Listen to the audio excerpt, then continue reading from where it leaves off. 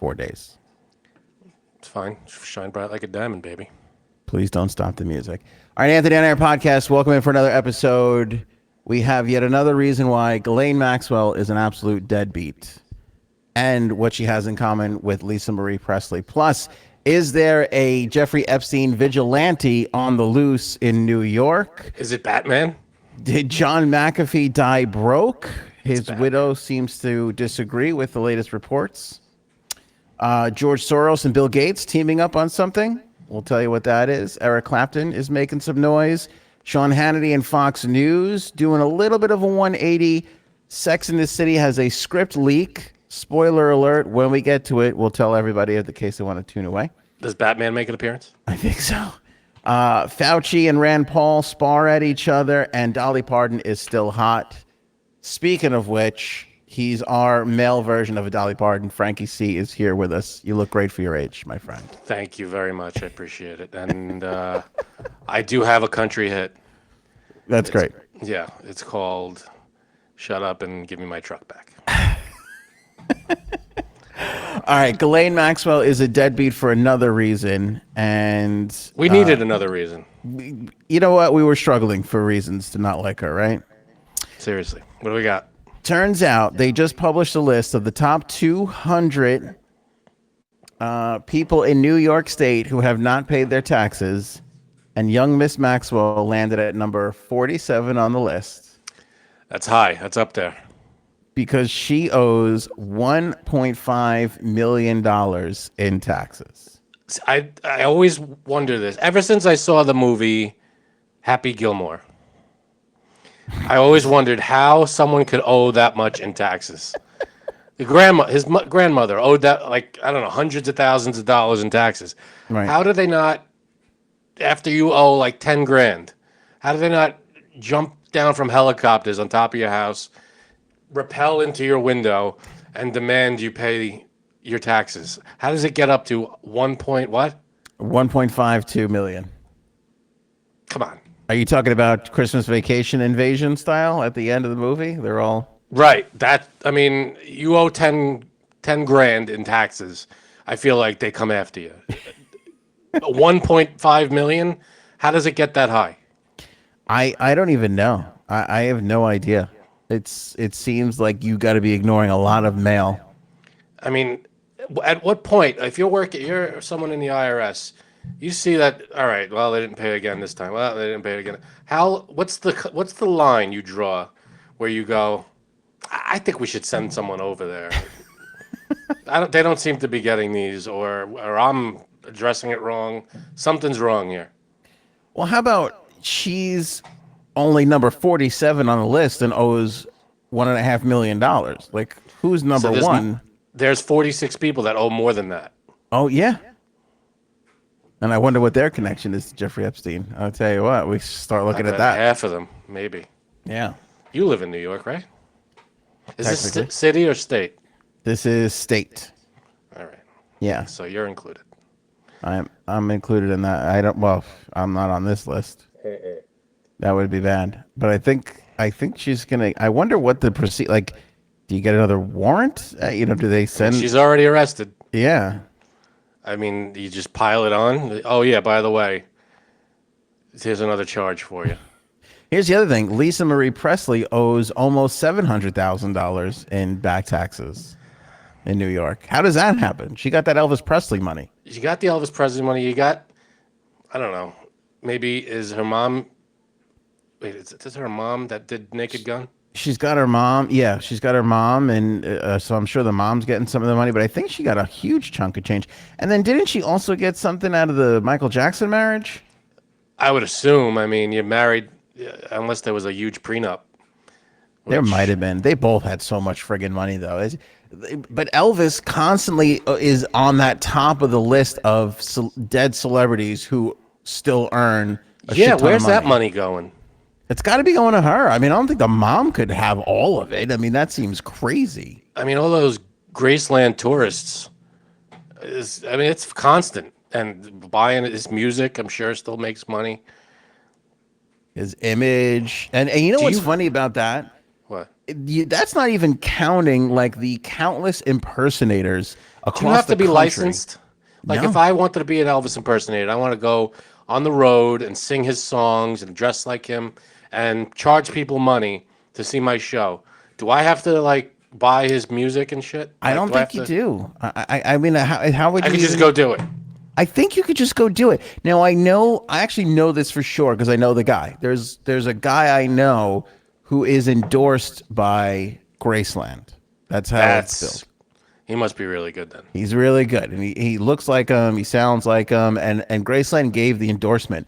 But I don't know, like, because you look at all the ones in like Vegas and stuff, and like there's thousands. Is he the guy from Home Alone? Do you know that there's a conspiracy theory that Elvis is in Home Alone? Get out. You never saw that? Yeah, doesn't he give Kevin directions in the Plaza Hotel? It's a different guy, Oh, wrong king. different fella. Am I right? Different king. I gave him Same directions. charisma. Didn't want to see him get lost in New York, even though that's the plot of the movie. This guy, You look like you're about to show me some I'm footage going to here. show you. That guy right in the middle there. That's Al Borland. That's not Elvis. Might be Al Borland, but the conspiracy theory is that's Elvis. Like when they filmed this, he was just for some reason in the movie. They just think he looks like him, and I can't argue with that. It kind of does look like him, but That does look like it would be. Although I would picture him to be a little older, because what was Home Alone? 90? 90, and he died in. I want to say no. I'm thinking John Lennon. Who in the hell? When the heck did Elvis die? Yeah, Lennon died in 80. Elvis Right, I was died thinking 80. way before that. He died 77, not way before. and he was born in 35. So in 90, he would have been, 65. Maybe. 65. I mean, That guy looks a little younger than 65, though. yeah, that guy looked like he was in his 50s, but you never know. He could have been hiding out on the set of Home Alone That's in probably right. random Minneapolis airport. That's probably true. That I'm gonna confirm that conspiracy theory. Done. That's been confirmed. Confirmed. I wish we had a big stamp of confirmation graphic. You see, this is why people come here, so we confirm. Bigfoot. Confirmed or not? Confirmed. Confirmed. Bigfoot. Bang. There's enough footage out there of that. Yeah, but I They wonder. can't all be fake, right? They can, that's right. I wonder what they're gonna do with this. Oh, here we go. Disgraced taxi king Eugene Friedman retained the #1 spot on the tax cheat list for a second year in a row. Who the hell is Eugene Friedman? Let me see here. He's been declared blah, blah, blah. Ooh, can you guess how much he owes? He's number one. He's #1. 200 mil. No, you're way over. Oh, all right. 75 mil. $18.6 million. Oh, that's not a huge leap from 47. Yeah. He once ran more than 1,000 cabs in New York. I don't think a lot of people realize around the world or even outside of New York how much of a racket cabs are. I don't know how. I mean, how they're not I guess people who run them are billionaires, but Huge. millionaires. Huge. It's a pain in the ass to get the medallion, the license to have a cab. So once you get one, now you can get more. So if like I just want to get a cab, the odds of me starting a cab are not great. So I go work for a cab company for a little while, and now I'm paying. Now they're getting all that money. The cabbie's not getting that money. He's just getting paid whatever. Yeah, tips and stuff. What's more lucrative, owning a cab thing or singing Elvis songs for free? I mean, I honestly, I feel like you would have to get permission to make money off of performing Elvis's songs, no? I feel like you definitely have to. Like if I'm an Elvis impersonator, I can't go to a venue, a 3,000 seat venue, and sell it out. Let me clarify. I think you have to pay. Well, you have to pay the normal royalties that come with performing live music. I don't think it matters whose music it is. I think you could just do it. You could just do it. If it's likeness, if it's live performance, it's different than if you're actually releasing something. I mean, They if could I'm- go perform. They couldn't release a DVD of it. So all right, I'm an Elvis impersonator. I'm putting out advertisements. I'm doing newspapers. I'm putting up billboards. Elvis, #1 Elvis impersonator. I'm the best. I'm gonna perform all his hits. I put the names of the songs up there. I could do that. You got to be able to do it because there's thousands of people doing it. There's no way they're all applying for it and getting approved. There's just no way. There's no way. And it's not like, I don't know if you probably can't say Elvis Presley, but if you say Elvis, you could probably get away with it. I don't think they're gonna. Elvis who? And you definitely can't use his picture. You have to use a picture of yourself. Yourself dressed up. Why would it? Yeah, I wouldn't use Elvis's picture. Yeah. You're not gonna see Elvis. Sorry to say. There was a hilarious clip that I listened to this past week. It was Tim Dillon. There's this comic who I've been enjoying thoroughly the last couple of this last year. And he was saying that he was talking with this other comic, and he went to Governor's, which is right over here in between basically Frank and my house. It's the comedy club on Long Island. There's a bunch, but Governor's is the premier. That's where one. the big ones go. The big guys. Seinfeld goes there, and on down. Big names. So they're there for the open mic because I guess they're just there to just grab a 10-minute spot and do a set, and they go. Which open mics is usually, comedians who are just starting out and they brought a couple people and paid to be on the stage. And sometimes, like if you have established road headliners, they'll come in and do 10 minutes just to get material to see how it does. Did you say road headliners? Road headliners, yeah. Guys who are headlining around the road. Roadhead. Right. Exactly. Got it. So I don't know what it was, but he goes, I walk in and there's a Rodney Dangerfield impersonator on the stage. Okay. And they were kind of laughing at it because they're like, why would you need to go and test Rodney Dangerfield's material? Like, it works. Test if you could pull it off. Right. I mean, I guess that's what he was doing. But he goes, so they're sitting there, the two real comics, and they're watching this Rodney Dangerfield impersonator. The door opens and they hear, "Oh, give me a fucking break." And they go, "Oh, that's kind of messed up. Like, we thought it was all messed up, but don't say anything." They turn and look, and who walked in the door but another Rodney Dangerfield impersonator who was mad. That's hilarious. On stage already. I tell you, I get a little respect. That's tough. If you can't follow that with that, go to a different place. Come back tomorrow, buddy.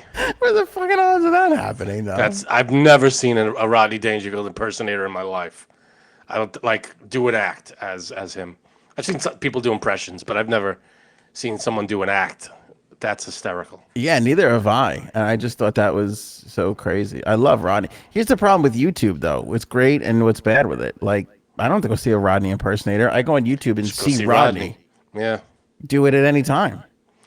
Yeah, I mean, I guess for special occasions, it's like, let's say your dad is a huge fan or something. You book him for his birthday or something like that. I could see you making a living off of that stuff. If you're an impersonator, like Elvis, you could just Google him and watch his performances. Yeah. But they do it and they make money. They make a decent living. Hopefully, most of them. So there's got to be a market for it. I mean, you look at all the cover bands and everything. Oh, huge. Huge. There are some cover bands that do, especially for the bands, like the huge bands that don't perform anymore. Yeah, that's big. Like Led Zeppelin. Like there are bands out there, Led Zeppelin tribute bands, that make a living off of touring and playing Led Zeppelin music. That's how you rake it in. If you're a band that does stuff that people don't hear anymore, the Beatles.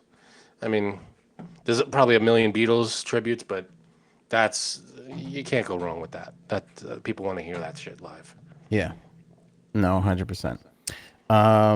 We have to talk about this. Maybe Epstein Vigilante. This is a crazy story, Frankie C. What the hell is this? But I got to say, podcast brought to you by our shop. Hey, look at that. ShopAnthonyOnAir.com. Grab some shirts. I don't know. We do, first of all, an awful job at plugging the shop. We're terrible at it. Right. We barely ever show it. We forget to put it into our little 10-minute in. What shop? Sponsor spot. Yeah.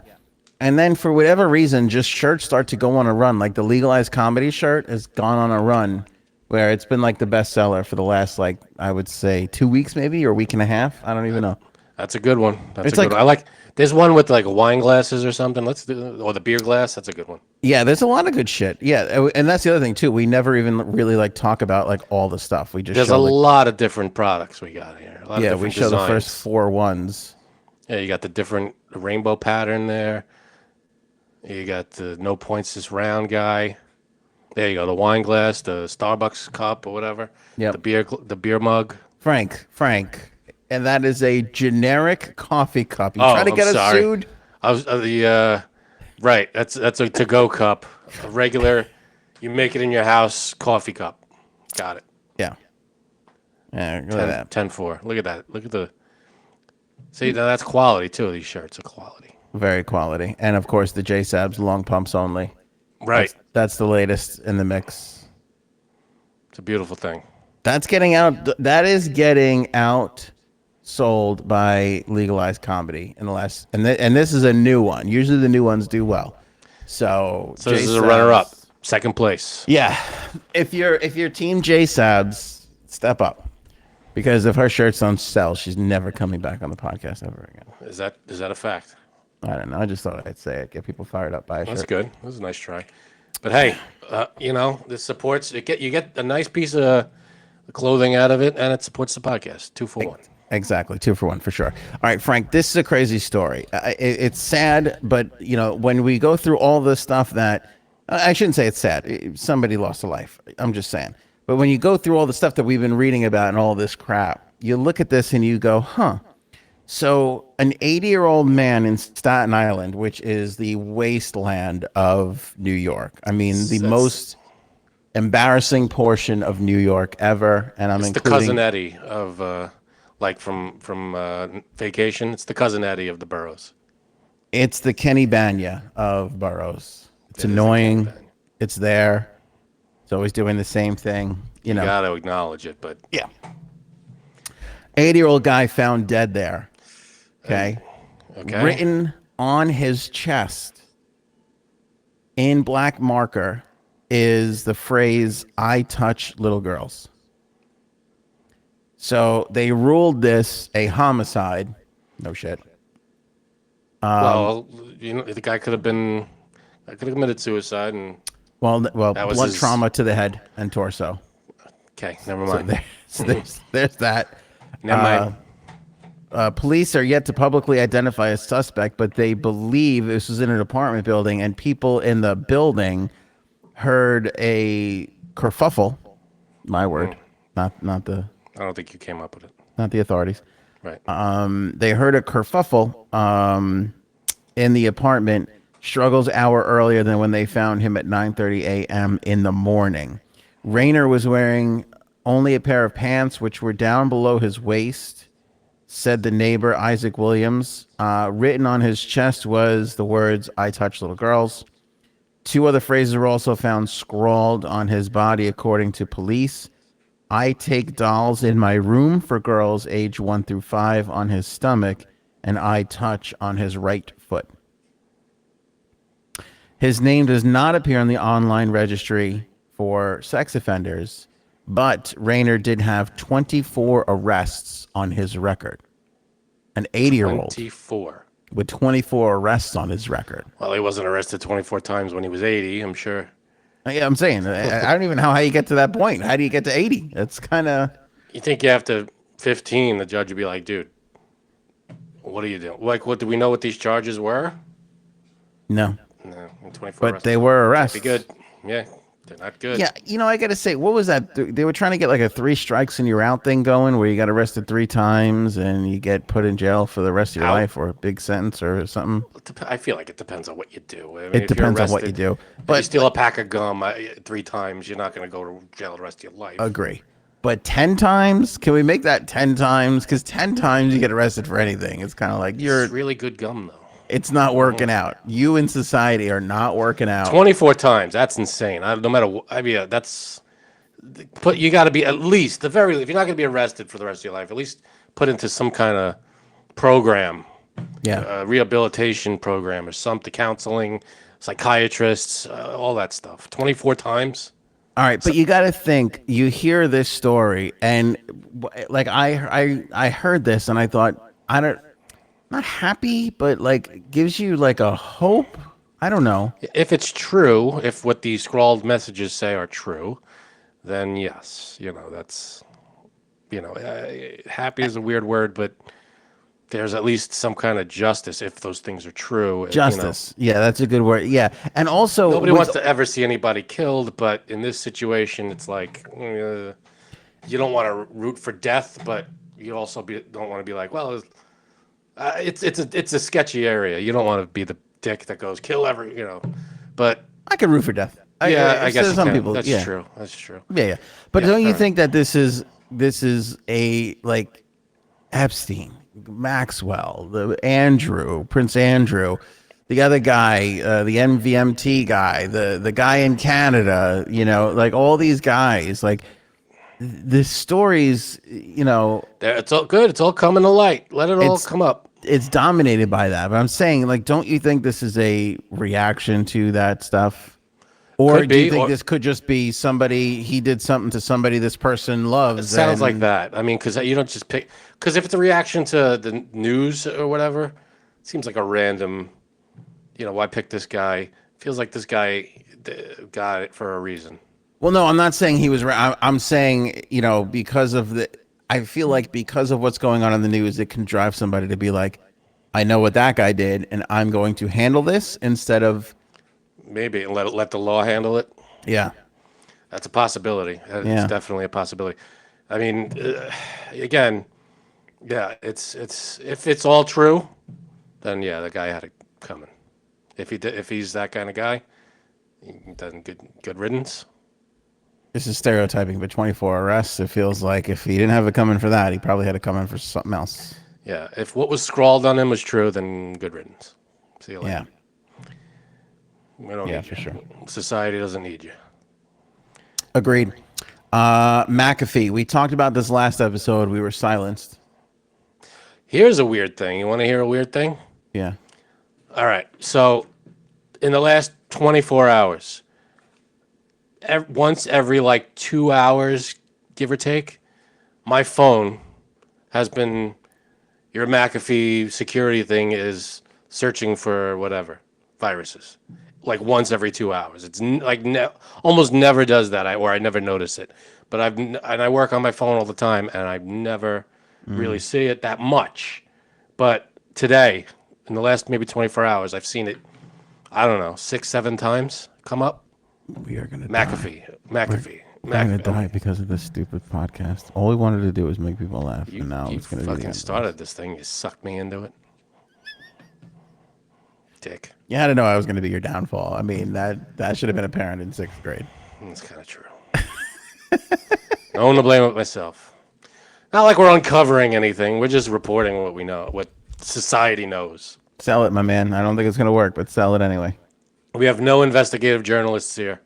It's literally the two of us reporting what everyone already has reported. I mean, when you think about it, if it ain't the Clintons or the rest of the government or the people who sounds I mean, somebody. I feel like Dunkin' we're scratching. Donuts. We're Dunkin' Big Donut. Big Donut. We're offending too many people. God. T-shirt. Big T-shirt. Big T-shirts. I mean, it's endless. Man. But I'd like to apologize for the last episode. The company that we used to do this show that helps us operate this thing, I think it was something on their end. They're denying it. I don't know. I was upset. We had we had an hour of lost podcast last episode. Minimum, yeah, at least an hour of that we did without knowing it wasn't going out. An hour in which 20 minutes of it was basically Frank and J-Sabs going toe to toe, throwing huge haymakers at each other. It wasn't that bad. It wasn't that bad, but it was entertaining. I think the audience would have really enjoyed it. The audience would have attacked me, or probably me. But it was. Well, either way, I think it's just. By the way, here's why I think it was great, because I think these are conversations that friends are having everywhere. Yeah, and at the end of it, Jay Sabs was making jokes that I don't like her or anything, but that's not true at all. It's not. It's we're allowed to disagree on stuff, and this argument. Can I say what it was about? No, we could save it because we're gonna talk about it again a little later on. All right. Well, this we disagreed on this argument, and we talked about it for like 20 minutes. We went back and forth a few times, and at the end, It was about vaccines. We could talk about this vaccines. is about vaccines, vaccination. All right. Maybe and she then, feels that way because she hates you. that's possible. I don't blame her. That's fine. You could hate me. I know I have that feeling that might be what it is because I hate the both of you. So Again, that's fine. I don't care. But I have my opinions. She has her opinions. I have facts. She has opinions, and we'll leave it there. ouch. That Now she has her. You took a See, shot while I she did. wasn't I did. here. I apologize. I retract. That was wrong. Retract. She's not Out here to there now. defend herself. I'm sorry about that. I retract it. McAfee. So here was the story. This was one of the stories that we covered the other day, and now there's more to it. So basically, the story is that he died broke. Right. He got a whole bunch of money from selling the antivirus software. Then he bought a whole bunch of houses. It says that, and before the '08 collapse, and he had to sell all of them at a loss. And then basically his lifestyle from there on forward. But it was kind of an incomplete story because as it goes, as we kind of know, because the Securities Exchange said that he raised $23 million off of pump and dump crypto things, so there was that part of it. But Janice McAfee is out today denying that he was sad or suicidal over his finances. Obviously, the whole conspiracy theory is still going.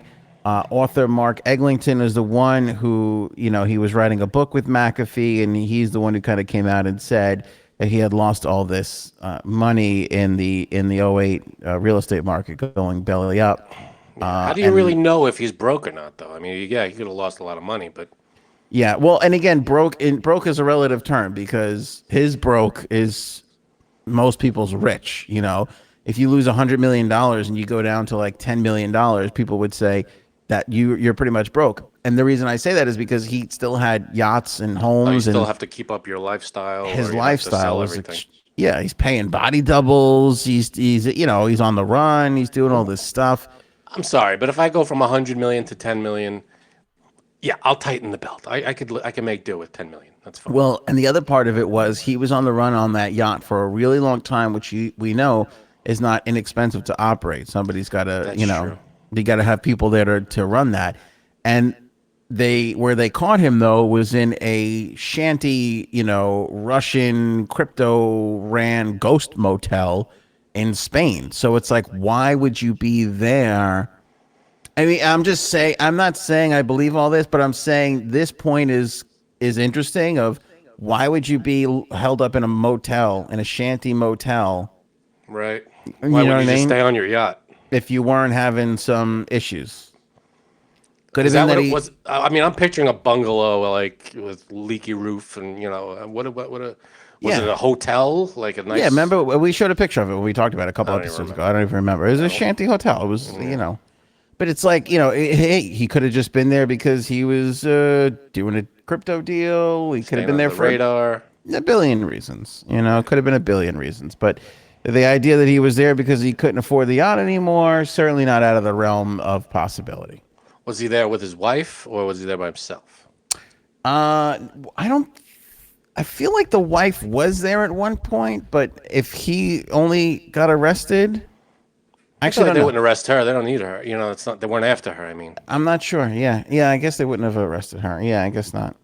I don't know. unless you're harboring a fugitive. I don't know how that works. If you're just along for the ride, are you harboring a fugitive? I don't know. I guess, yeah. I mean, it's not my house. It's like I'm just there. I don't know. George Soros and Bill Gates backed a consortium to buy a UK maker of a COVID-19 test for $41 million. Consortium, huh?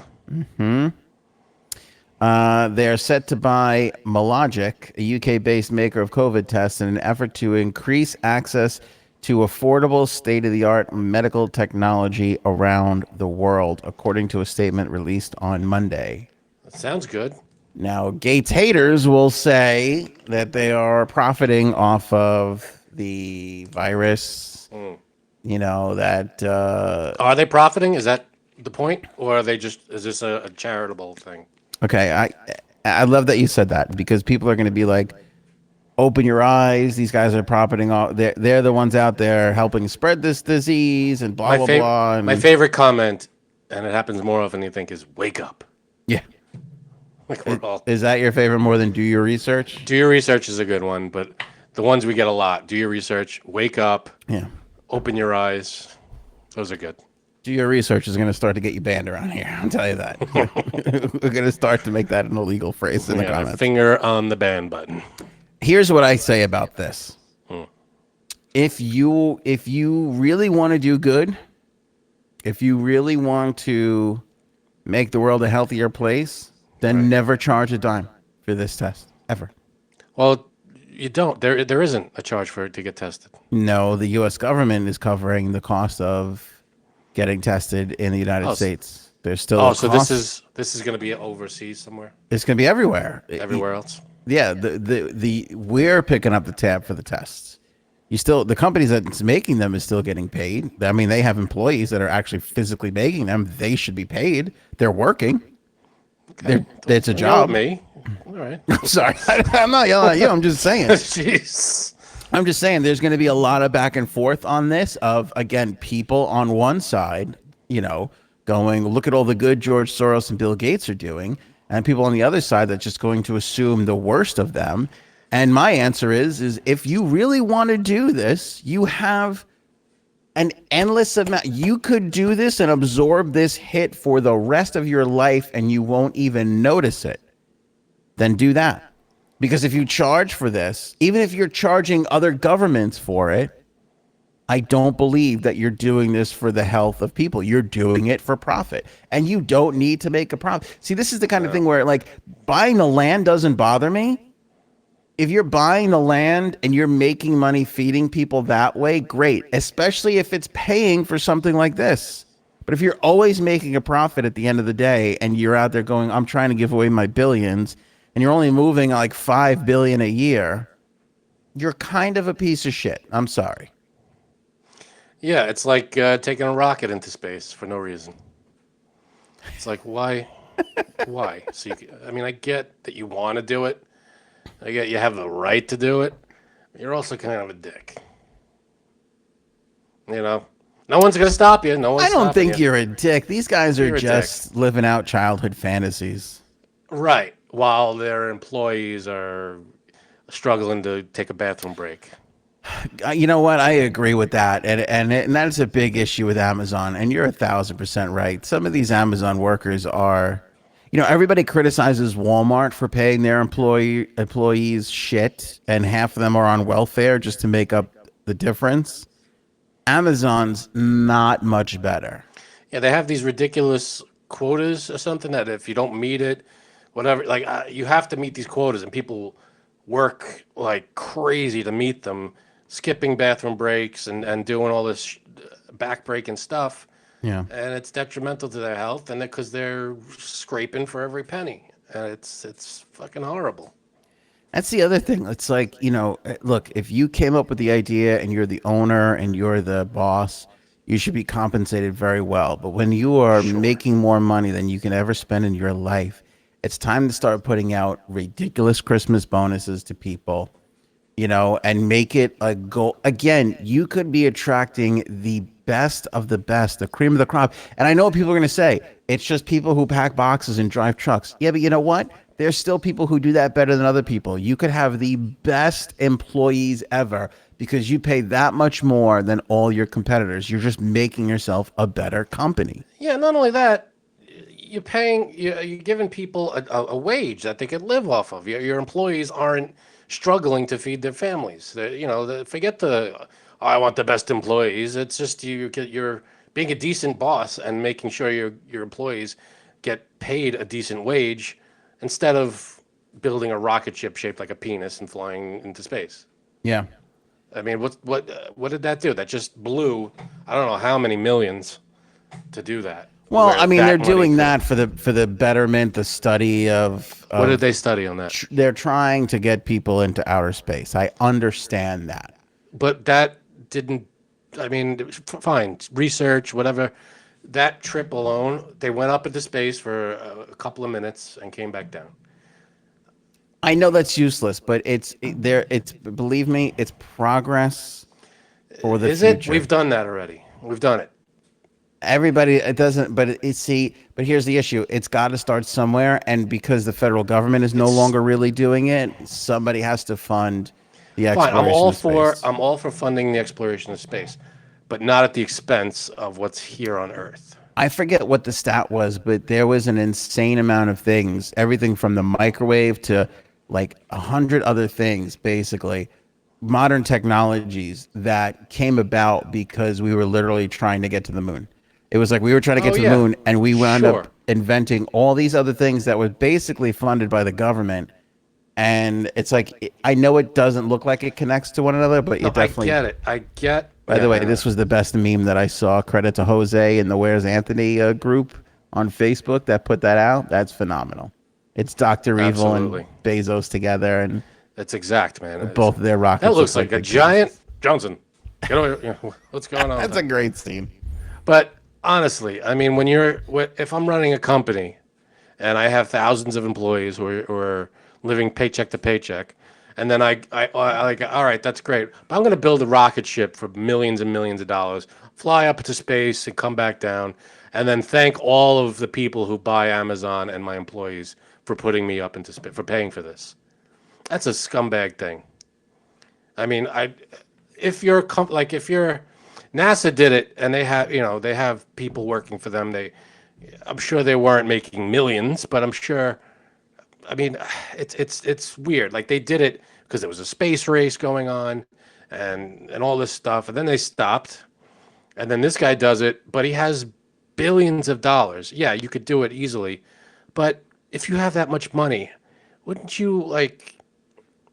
I know you have the right to. It's tricky because you have the right to do whatever you want with your money, but you also have employees. Like if I'm a boss and I have people underneath me, I'm not gonna live. Do you know Well, what I'm here's trying the to other say? thing. Yeah, I know what you're trying to say. Here's the other thing too. His wife, Bezos's wife, has just been giving the money away like crazy, just making him look shitty at every turn.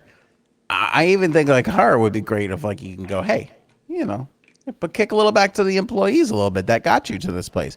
Yes, I think it's great that you donate to homelessness and all this stuff, but also, Not like even you that. said, Just take care of the fix people that the got you there. problem. You're worried about going into space when you have lots of problems in your own company here on Earth that aren't Yeah. being addressed. I mean, maybe sink a little money into that. Not even, it could be bigger than just handing someone a check. It could be fixing the core problem of your company. I Then think then move I on to bigger things. I think the problem is there's very few people that can be just comfortable making a good living. Like I think you get in a mode where I've seen this a little bit, like where people, you know, are happy to like spread the money around amongst their employees. Right, That which is doesn't good. happen that often.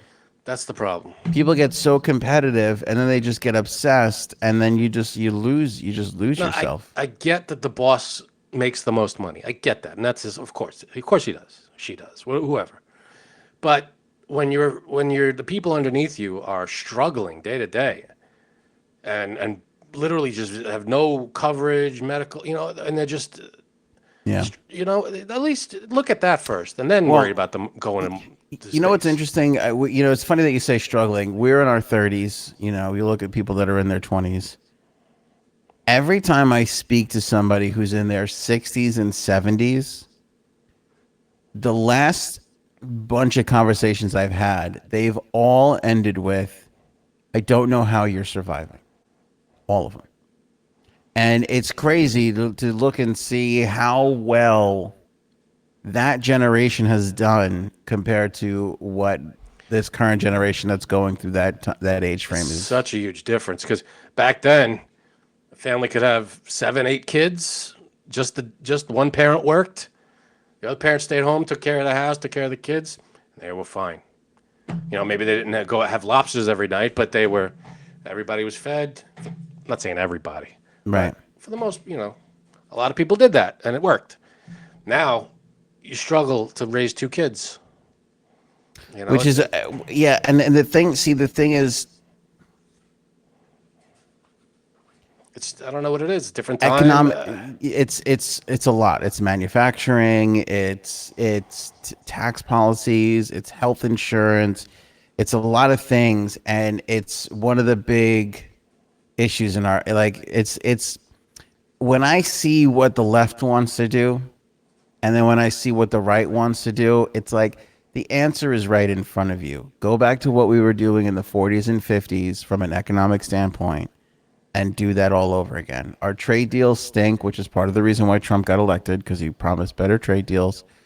The manufacturing that we do is not enough. You know, we're losing out to other nations in those areas. The spread of wealth is out of whack. You know, I mean, I'm not a AOC here, but you know, the one percenters really do hold. It's not an issue of, I'm not making a political statement here. You can't have so many resources in such a little space. That money has to be moving around constantly, you know, in order for it to work. You got student loans. People can't buy. Like, we were built off of get a job, get a house, spend 30 years paying your house off with your factory, you know, manufacturing job, you know, and, you know, you get your little vacation in, you buy your car. We were sort of built that way, and we have vastly escaped that. We're putting people 130 grand in debt. Now you got to work until you're dead. That's it. Yeah, it's a lot of things all coming together, and it's not a left or right answer, which is why one of the reasons why I'm so frustrated. It's simple economics, and nobody seems to be listening to the serious economy. By the way, say what you want about who's the guy, Steve Bannon. Steve Bannon, for all the crazy shit he says, talks about getting back to rudimentary economics, you know, in this country. I think it's part of the reason why he never made it in the Trump White House, because he couldn't get it done, because Trump couldn't get it done against the establishment that will not change anything, no matter who is in that Oval Office. But I think a lot of it can be fixed once you tax. I mean, billionaires are paying nothing. Nothing. And that's another huge part of it. That's and it's unnecessary. It's unnecessary, and Imagine it's a guy hurting. Making $50 billion gets taxed 1%. But when you say this to people, especially That's people, $500 million right there. they all go crazy. They all go nuts. Why? You can't. They feel like it's going to kill the economy. Over. They're not going to put it back into the economy. You gotta. But they're really It's got to be a what's it called? Shoot. I'm losing you there. Hold on. You're glitching out on me. Am I glitching out? See, because I'm making real good points. So I'm glitching out now. All right, there you're back. Okay, it's got to be like a United Nations thing. Hey guys, here's what we're all doing. They run to your country. We're doing it. You're doing the same thing. You know, they ditch United States and they want to go there. Sorry, you're gonna get hit with the same taxes. You got to tax the people that are making gajillions of dollars because they're not paying their share, and they have all the lobbyists. The fucking lobbyists that control everything won't. Why would they want to ruin their own little party? Shouldn't be lobbyists. Get rid of lobbyists. I don't even know why that's a thing. That's just, it seems like mafia, but legal. Which is why a lot of people say that you can't fix an issue in this country until you fix campaign finance. Until you have campaign finance reform, you're not going to fix Ugats, as the Italians like to say. Ugats. All right, Clapton. It's all bullshit. Clapton. Here's more bullshit. Clapton is saying. By the way, Clapton, huge. I think I want to say anti-vaxxer, but I believe he got vaccinated. Oh. And he said he couldn't use his hands for like weeks. But here's what I'm pretty sure that's what he said. But here's what but he does have a disease too or something that is also affecting his playing. Anyway, this is what he said. He says that he will not play concerts anywhere where a proof of vaccine is required. Boris Johnson, UK Prime Minister, said vaccine passes would be required at clubs and venues. So Clapton came out and says, well, then I ain't playing if you're going to require people to show a vaccine pass. Well, I don't know why. I mean, I'll never understand why vaccinations are a political issue. I don't get it. Either you want to be safe from COVID or you don't care. That's the issue. Why is this a political issue? I mean, I why? don't know. Just either you want to get it, you want to get the vaccine, and you want to, have if you get COVID, it won't be as bad, and etc. Or you don't want the vaccine, and you're not worried about COVID, you don't care, and you don't want to. If you spread it, I spread it. Those are the two issues. It's not a political. It's not left or right. It's not this leader versus this leader. It's being vaccinated, not being vaccinated. Why is it red or blue? I don't get that. I don't think it's right or I don't think it's a right or left issue anymore. I just think it's. I don't think it is. I don't think it is. I think mostly, I'll generalize. This is a generalization. I think most people who want to get or have gotten vaccinated are on the left, and most people who don't want the vaccine are on the right. I don't know what it is. Maybe I'm wrong, but just from my perspective, that's what I've seen. I could be wrong. I could be way off. I will agree with what you just said, but I also feel that there are plenty of people on the right that have gotten vaccinated. Yes, absolutely. My whole family. Most of them are on the right, and they got vaccinated. Oh, they must hate you. How do you? What do they? Like, they don't watch love the podcast, do the they? shit out of me. Do they? I guess I don't know. We don't really speak anymore. Because the people who are on the, I wouldn't know. They stopped talking to me. Because they say the people on the right who comment on the show do not like you at all. I know that's for sure. Why? Because I don't like their fearless leader, Trump. Give me a break. Well, here's what's interesting about this, which kind of leads into the next topic. Fox News has done a 180 on the vaccine. Of course they have. And I find this really interesting because, to piggyback on your statement, I would say most people on the left are vaccinated. And I would say if anybody... A lot of people on the right are too. Because it's not 50-50. It's like we're at like 70-something% of Americans that are vaccinated. Exactly. You proved it. That's it right there. If the country split 50-50 and 70% of the country's got a vaccination, a lot of Republicans are vaccinated. It just goes to show you. Yeah, but I will say it does seem like the most people who are not vaccinated are on the right. I would say a majority, from our perspective, a majority of the unvaccinated are Republican versus Democrat. Again, there's going to be Democrats that are unvaccinated as well. Certainly. But I would say that for sure.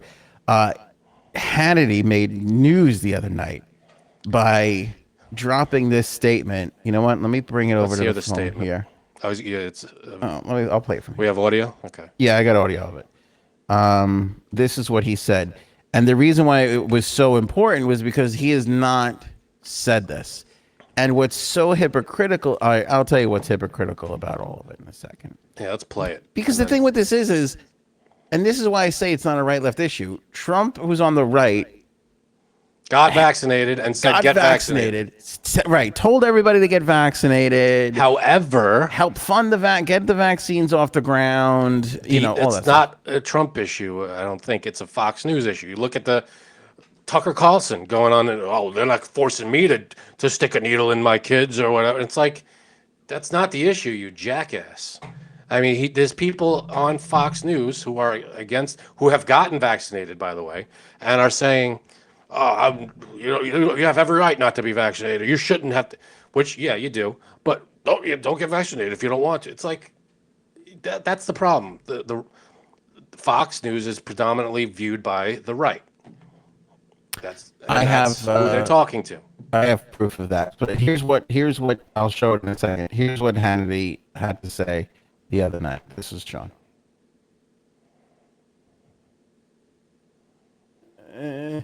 Just like we've been saying, please take COVID seriously. I can't say it enough.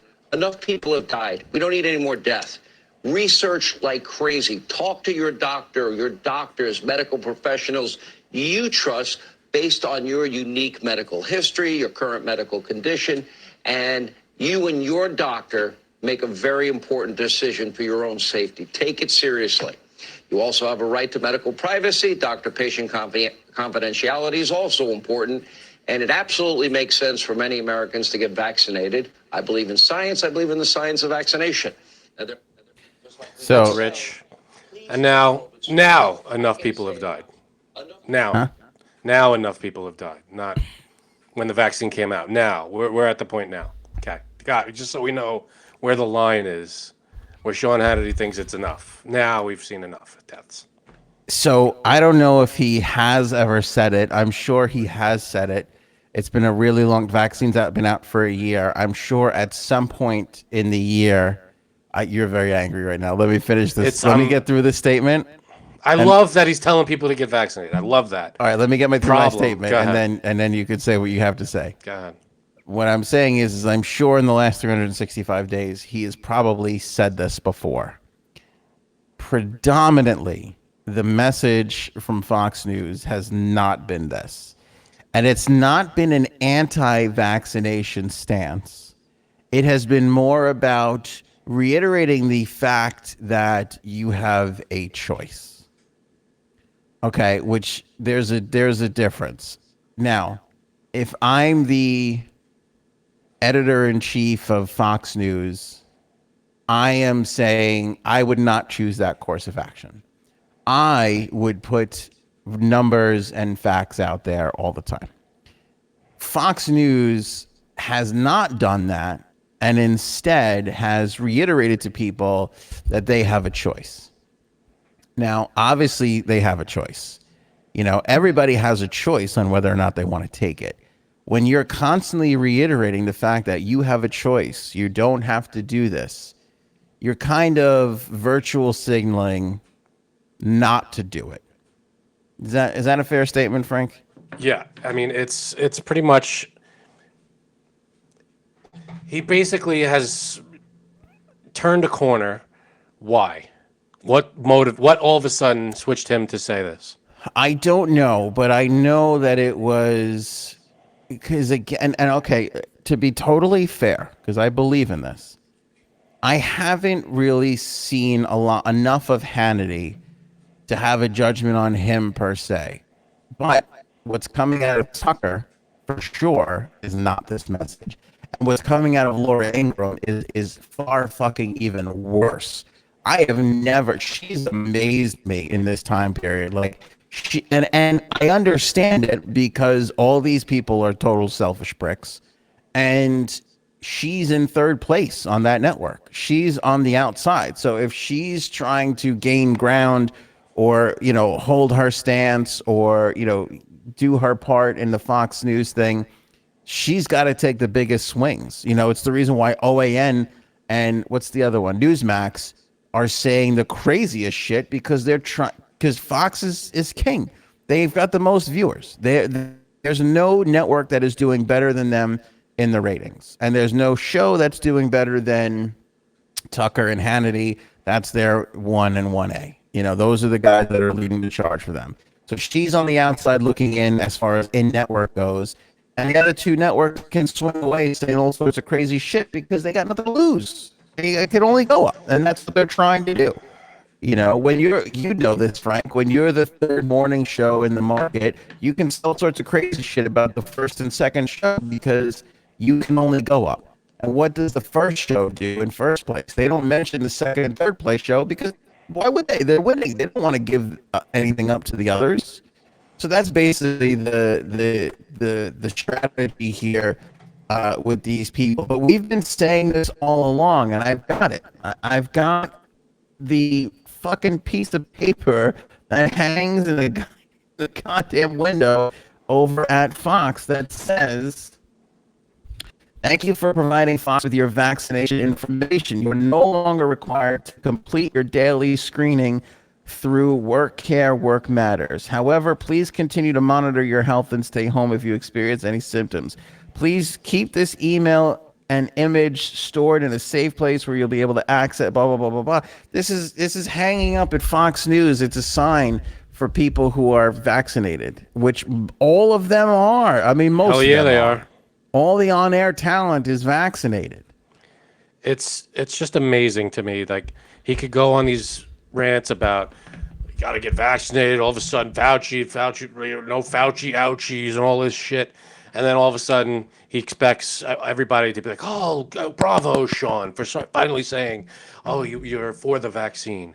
No, it's been, we're glad that you're on the vaccine and science's side now. Fine. I don't care what made you turn that corner, but you did. Great.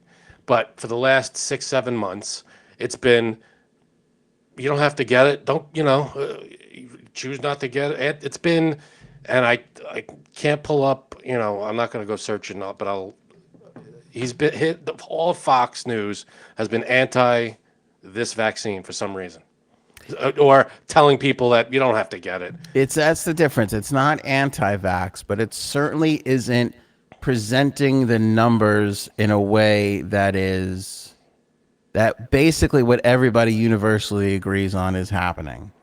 Now, I know people are going to throw veers in my face and all the side effects, and I understand that. I'm not talking about that. You do whatever you want to do, get the vaccine or not. This conversation right now is not about that. It's about the direction that this network has chosen, which is undeniable. It doesn't even matter what the direction is. They were going this way, and then all of a sudden they're going this way, and why? Exactly. You know what I'm saying? And again, he can probably say, we've been saying this, and I'm sure he has said it. I'm sure he said it. If we looked hard enough, I'm sure we can find him saying, yeah, get the vaccine, it's good. Because he's a Trump guy, too, and Trump says get the vaccine. So I understand his take on it. But his network, of which he does not have control over, he doesn't have control over what Tucker said. I mean, I'm sure he could probably pull the guy aside and tell him what's what, talk to his staff. Because, again, Hannity is the guy there still. I think he's still bigger than Tucker. I don't know if he's bigger than Tucker. It could be, but I don't know the numbers. Well, he's on at 9, right? I mean, Tucker's on at 10? I'm not 100% on that. You'd be surprised how little I watch Sean Hannity and Tucker Carlson. Anyway, I don't think you would be surprised. Hannity's the guy. I mean, even if they've slid in the ratings a little bit around, that network is Hannity, Tucker, and Laura's a distance as far as the opinion shows go. Brett Baer and some of the other ones are obviously big. And not only the vaccine, but when masks were required everywhere, that was a big issue. On Fox News made that a big issue. You don't have to tell me to wear a mask. I don't know. Now we have to wear 2 masks. Or why don't they get this? It's like, just fucking wear the mask, you giant jackass. I mean, why can't we all get on the same page and knock this shit out? It's not that hard of a thing to just do this and get it over with. You bring up a good point, because with the masks and the vaccine, they were really appealing to their base. They knew their base didn't like this, and so they were kind of spoon-feeding them what they want. Like I said, everybody knows it's your choice whether or not to get the vaccine, and they loved hammering that home, and it seemed unnecessary. It seemed like they were spoon-feeding their base. What I do find interesting, though, is they could have... Yeah, go ahead. They reported the election results accurately. They beat CNN in a couple of states on reporting Joe Biden the winner. They didn't stray. They did not really worry about their base during the election. Now, days after the election, they definitely went right back to kind of, let's do what the base wants to do here. Let's talk about, which, by the way, reporting about irregularities and recount, there's nothing wrong with that. But they definitely report what's going on. That's it. Yeah, they definitely lean back into that side. But I will give them credit. They get more credit from me than CNN or MSNBC, because they have done things true to journalism versus let's just play to our base, in the last 6 months to with the whole election thing and everything else. And they've stayed on top. They haven't really lost ground. And unlike CNN and MSNBC, they have 2 new competitors that have shown that they have zero morality on trying to take them down, and they've not folded to that. So I will give them credit. In my opinion, the correct way to go about being a news organization and presenting this vaccine is, yes, you have the right to get vaccinated or not, but we recommend that you get vaccinated because it helps fight against COVID. You have every right not to, but we recommend it. Not, well, I don't know, what's in it, what are we doing, blah, blah, blah, blah. Yeah, all right, research all that stuff. What's in it? Great. But once the science is in, and once everybody's on the same page and we're all, look, 97% of people who are in hospitals now with COVID are unvaccinated people. 97% of COVID cases And can are I tell you unvaccinated something? people. I think that might have been his turn, because that number's only going to get worse.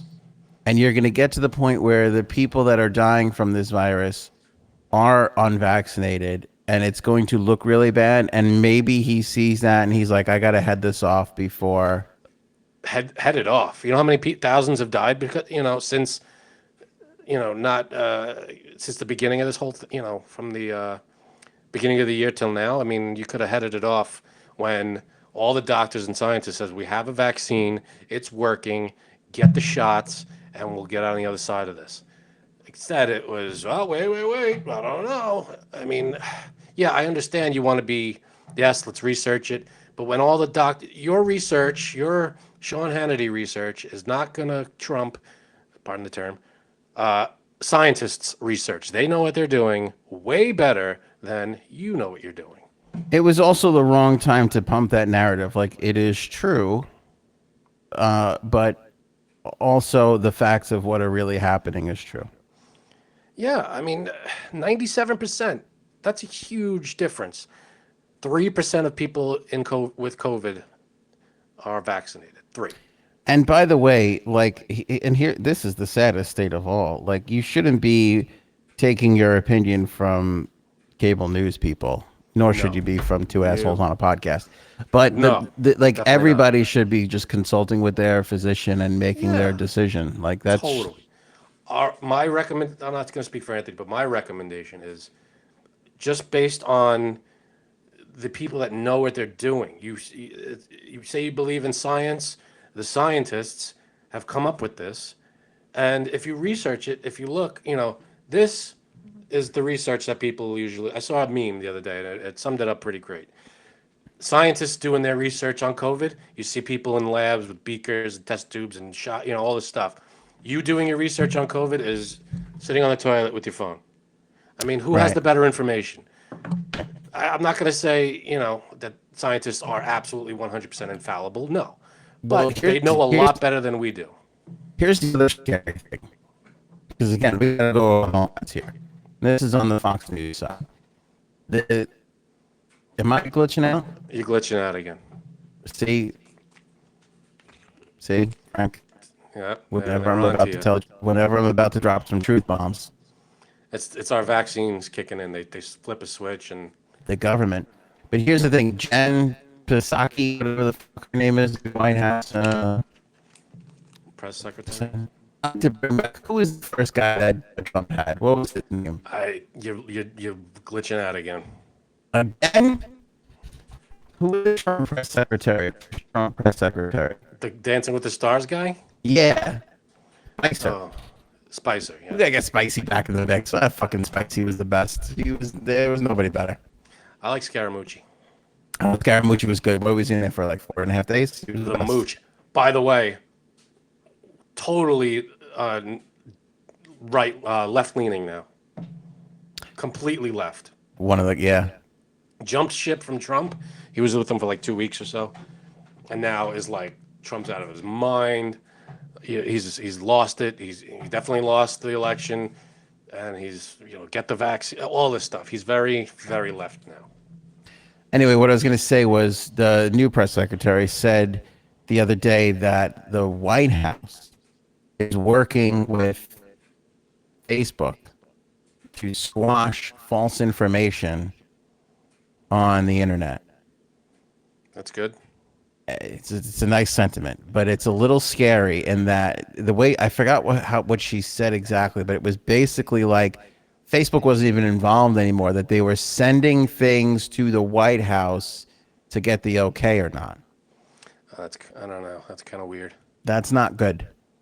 Because again, it's such an interesting time. You don't want the government having a lot of control over free speech. You want free speech, but at the same time, We've never had more crazies running around just spouting absolute false bullshit. It's unreal. I mean, because the big problem is that everyone, no matter what you're saying, has a voice in social media. Right. Everyone can be heard, and even the crazies, even the ones that tell you that the world is flat or there's And let me tell you something. There's some fucking crazies out there that are hanging crazy cookie shit. cutters off of their coat racks. I mean, exactly just nuts, just nut jobs. insane people.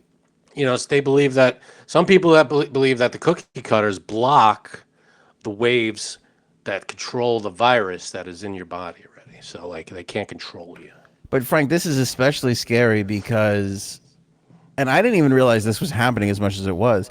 They were squashing everybody that said that the virus came from the lab, like killing that information like it was completely false. And again, I maintain we're not even 2-3 years away from figuring this all out yet. I mean, things still need to be studied. There's a lot to. This is like trying to solve a murder in the first 20 minutes. Like it's too early.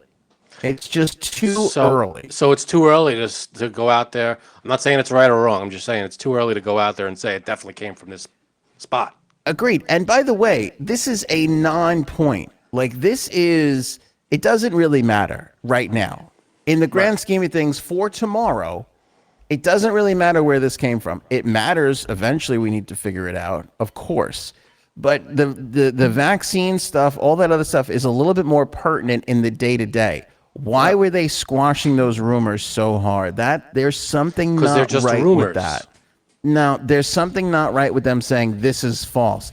Like, no, we don't know yet. Like, it's too early to make that call. Because and to go out there with social social media and be like, hey, make sure you're killing this story and not getting it around. Were they squashing news stories saying it with or was it just like Joe Schmo was on there saying, it definitely came from this place? News stories online, like it would just get killed. It would get flagged. It would just, and I don't know why. And it took a while for it to all come out and for me to even really realize, like, why was this even a big issue? It doesn't even make sense. So they think it came from this.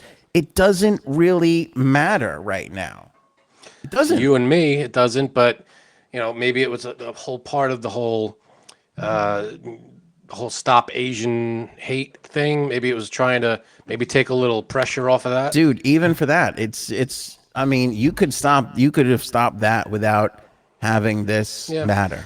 I know. I'm just it's hard and that's what's so scary about the left, what you just said, because they were so worried about that they're going out. If you give which is a noble cause, by the way, we all want to stop that from happening.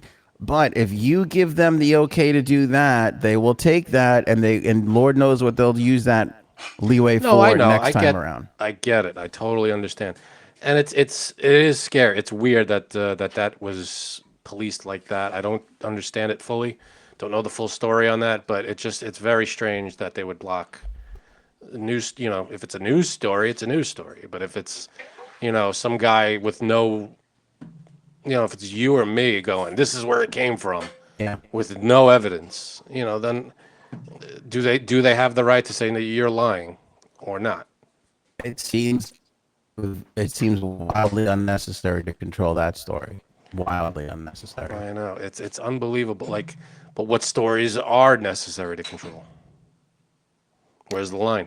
Look, when they were talking about how the virus was, the things that we need to know now, masks, how it spread, vaccinations, like there's a lot of misinformation out there, that's going on. A lot of misinformation. With everything. It doesn't matter what the story is. Right. Those things, again, for day to day, because, and to Frank's point, he's very dramatic about it with Fox News, but there's some truth behind it.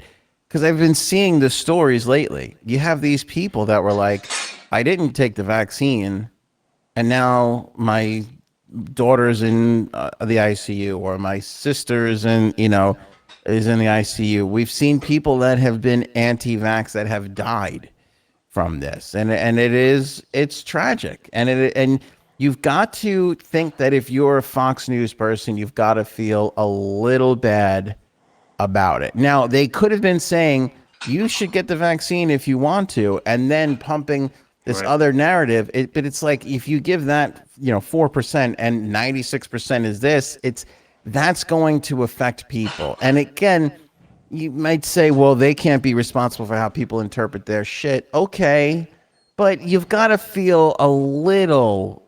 You got to examine what you've been saying. I got it right. I think it was my wife was telling me about us.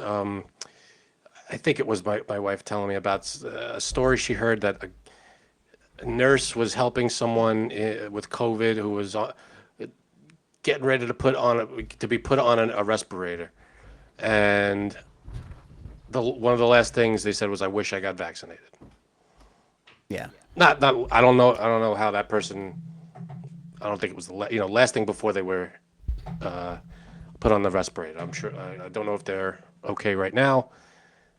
I don't know, who this person is, but it was a story that my wife told me. I think it was someone she knew or some story she heard. I'm just saying, there's stuff out there. Well, the vaccine has been helping. It's not. Let me tell you a personal story. Evil conspiracy thing that's ridiculous. Let me tell you a personal story. My aunt, who's got some money, Republican, right? A little money in the bank, lots of money in the bank, Republican. She was one of these, I'm not getting vaccinated people. She got COVID, okay? She got put into the hospital, and the doctor said, think she'll be okay. I don't know. We'll see. And I kind of had that conversation with her. Like, you should have gotten this thing. And I remember when she's like, she's like, I don't feel great, but I think I can pass it. I remember just before I put the pillow over her face, it's like, no, you should have known better. And also, you shouldn't have told me that I was in the will going to get a bunch of money. It's like, I got investments right now that are going south that need a little cash infusion. It's her fault for making you the beneficiary. I don't know what to tell you. And she technically died of COVID. That's It's all paperwork. That's all they care about. I get it. Don't judge me for just. I didn't want to see her suffer through it. Do you know what I'm saying? Like, don't. I hear you. I feel like you're giving me a weird look now. No, I'm just worried about if one day I'm in the hospital. You're not. I don't think I'm putting you in my will anymore. As soon as I walk into a hospital room, no matter what's going on in there, I just pull all the plugs out immediately. I just go, let's not waste time. You got to charge your phone. You're a heartless bastard. What's wrong with you? I don't know. How could you make such a distasteful joke, Frank? I'm sorry. I offend all people who are like plugs. All right. On this case, Fauci and more. God, I can't handle it. They went at it. Let's go through it quickly. All right. They went at it. The two of them were at each other's throats, and it was a sight to see. We have audio? Yeah, this is not the full thing, but this is a good enough clip of it. So let me see here. I think this is it.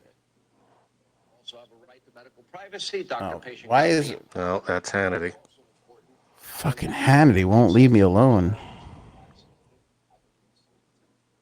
I've said this before on the podcast, but I almost went to work for Laura Ingraham at one point. Really? Isn't that crazy? That is crazy. Doing what? There was a time in this country where Laura Ingraham I literally was trying to get away from politics. It was like, politics don't work anymore. That would have been nice. She wants to be more everyday humor, variety, like that kind of shit. And she found out she wasn't funny. Thank God I didn't take that job. Yeah. Thank God. But it was a producer role, and it was like... hey, maybe you could have took control of some stories. Could you imagine? No. I wouldn't have been able to do... I can't do... And this is not an anti-Fox News thing. Even on the other side. Have some balls. Yes, it is. I would be the one who would be going, do you fucking believe what you're saying right now? Because I can't even with you. I would lose my job. I couldn't do it. No, I'd be like, what the fuck? No matter, yeah, either side. See, there would be a point, no matter what, where you'd go, what? Yeah. You just say that? I'd be like, you know that's not the full truth. Like, what are you fucking even doing right now? My favorite is when they do like those weather stories, and there's like a flood, and like they're knee deep in it, and or like up to their waist, and then someone walks behind them, like like they're ankle deep behind them. That's fun shit. Well, that happens a lot with like your local news and everything else, where they just try and make it look far worse than it is because they need that thunderstorm to bring in them ratings. Damn right. All right, here's Fauci and Rand Paul's exchange. Here you go, Frankie C. And if anybody is lying here, Senator, it is you. Senator Smith. Thank you, Dr. Fauci. Oh, this was the afterwards. God. Yeah, that was the last line of that. I want to get the part where Rand Paul says all his crazy shit. Not to say that Rand Paul is wrong. See, this is where I think you and I disagree, Frank. I don't know who's telling the truth here. Oh, okay, wait. Maybe this is it.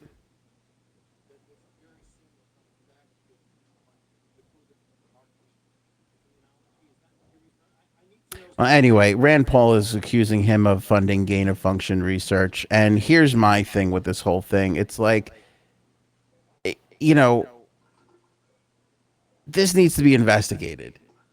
I like Fauci. I think he's done a nice job. I think faced with what he had and everything else, it's a difficult thing to do. You're not always going to be wrong. He had a bunch of missteps. I don't love it. You know, I don't love the whole friggin' thing. Missteps. I mean, I love how people like right in the beginning of COVID, it was mask. He said no mask, then he said mask. Yeah, because it was the beginning. We didn't know what the hell this was yet. You know, and they were just figuring it out. So, I mean, you gotta. Once they decide stuff, then that's what it is. All right, here you go. You do not know what you are talking about, quite frankly. And I want to say that officially. You do not know what you are talking about. Okay, you get one person. Let's read from the NIH definition of gain of function. This is your definition that you guys wrote.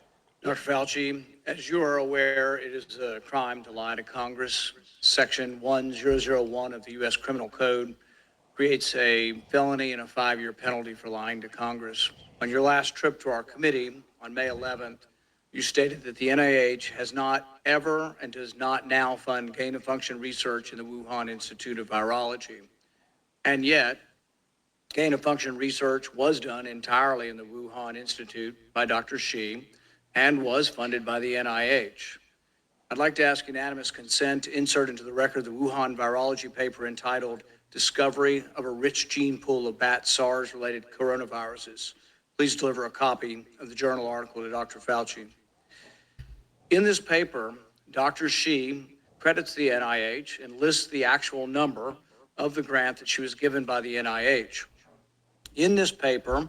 By the way, I'm playing this and I'm stopping it because I don't want to get a flag from Facebook or YouTube. But what I find interesting is you only get their heated exchange in most outlets. Nobody's really playing his comments much. I'm just saying. Rand Paul. Thanks for making me clarify. You're right. Like, nobody's playing what Rand Paul is saying. And it's kind of important to let him say what he's got to say. Let's hear the response. She took 2 bat coronavirus genes, spike genes, and combined them with a SARS-related backbone to create new viruses that are not found in nature. These lab-created viruses were then shown to replicate in humans. These experiments combine genetic information from different coronaviruses that infect animals, but not humans, to create novel artificial viruses able to infect human cells. Viruses that in nature only infect animals were manipulated in the Wuhan lab to gain the function of infecting humans. This research fits the definition of the research that the NIH said was subject to the pause in 2014 to 2017, a pause in funding on gain of function. But the NIH failed to recognize this, defines it away, and it never came under any scrutiny. Dr. Richard E. Bright, a molecular biologist from Rutgers, described this research in Wuhan as... Bright guy, by the way. What? His name is E. Bright. I'm just... Little humor. That's terrible. Very The little. Wuhan lab used NIH funding to construct novel chimeric SARS-related coronaviruses able to infect human cells and laboratory animals. This is high-risk research that creates new potential pandemic pathogens that exist only in the lab, not in nature. This research matches, these are Dr. Ebright's words, this research matches, indeed epitomizes, the definition of gain-of-function research done entirely in Wuhan, for which there was supposed to be a federal pause. Dr. Fauci, knowing that it is a crime to lie to Congress, do you wish to retract your statement of May 11th where you claimed that the NIH never funded gain-of-function research in Wuhan? He didn't put the mic on. Microphone. Your microphone. Senator Paul, Not I a have good never move. lied before the Congress, and I do not retract that statement. This paper that you are referring to was judged by qualified staff up and down the chain as not being gain of function. What was, let me finish. You take an animal virus and you increase its transmissibility to humans. Right. You're saying that's not gain of function? Yeah, that is correct. And Senator Paul, you do not know what you are talking about, quite frankly. And I want to say that officially. You do not know what you are talking about. Okay, you get one person. Let's read from the NIH Chair, can I definition of answer the gain of question? function. This is your definition that you guys wrote. It says that scientific research that increases the transmissibility among mammals is gain of function. They took animal viruses that only occur in animals and they increased their transmissibility to humans. How you can say that is not gain of function? It is not. It's a dance, and you're dancing around this because you're trying to obscure responsibility for 4 million people dying around the world Okay. from a pandemic. And let's let Dr. Fauci. I have to, well, now you're getting into something. If the point that you are making is that the grant that was funded as a sub-award from EcoHealth to Wuhan created SARS-CoV-2, that's where you are getting. Let me finish. We don't know. Well, we don't wait know a if minute. It didn't I come can- from the lab, but all the evidence is pointing that it came from the lab, and there will be responsibility for those who funded the lab, including yourself. I totally This committee resent, will allow the witness to respond. I totally resent the lie that you are now propagating, Senator, because if you look at the viruses that were used in the experiments, that were given in the annual reports, that were published in the literature, it is molecularly impossible. No one's saying those viruses caused it. It No is one is alleging that molecularly. those viruses caused the pandemic. What we're alleging is that gain-of-function research was going on in that lab, and NIH funded it. That is you can't not- get away from it. It meets your definition, and you are obfuscating the truth. I'm not Senator Paul, obfuscating the truth. Senator You are the Paul's one. time is expired, but I will allow the witness to. Let me just finish. I want everyone to understand that if you look at those viruses, and that's judged by qualified virologists and evolutionary biologists, those viruses are molecularly impossible No one's to saying result they are. No in one's saying those viruses SARS-CoV-2. caused the pandemic. Senator Paul, We're saying they are gain-of-function viruses because they were They're not. animal viruses that became more transmissible in human, and you funded it. And Don't you, admit the truth. and you Senator implying, Paul, your time has expired, and I will allow witnesses who come before this committee to respond. Dr. and you are implying that what we did was responsible for the deaths of individual. I totally resent could that. have And been. if anybody And it could is have been. lying here, Senator, it is you. So do you want me to break? Let me break down if somebody wasn't following 100%. What Rand Paul is saying is there was viruses there that were gain of function, and what Fauci's defense is there's no connection between those and what we now know as COVID-19. He said that's why he's saying they're molecularly impossible. And then Rand Paul's response is, I'm not saying that.